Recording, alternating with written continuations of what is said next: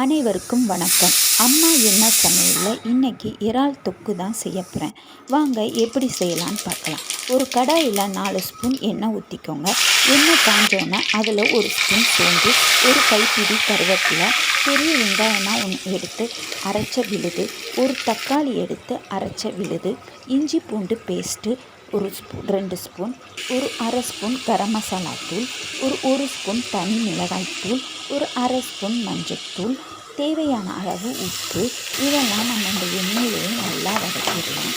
எண்ணெயில் நல்லா வதங்கி வந்தோன்னா இந்த எண்ணெயெல்லாம் பிரிஞ்சு வந்துடும். இப்போ கழுவி வச்சுருக்க இறாலை எடுத்து தண்ணி இல்லாமல் புழிஞ்சு இந்த இறாலை போட்டுடலாம். இப்போ இந்த இறால் மேலே ஒரு ஸ்பூன் மிளகுத்தூள் தூவிக்கலாம்.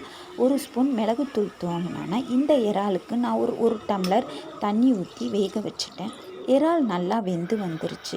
இதை சுட சுட சாதம், சப்பாத்தி, தோசை, இட்லிக்கு சாப்பிட்டு பாருங்கள். செம டேஸ்ட்டாக இருக்கும். இந்த வீடியோ பிடிச்சிருந்தா லைக் பண்ணுங்கள்.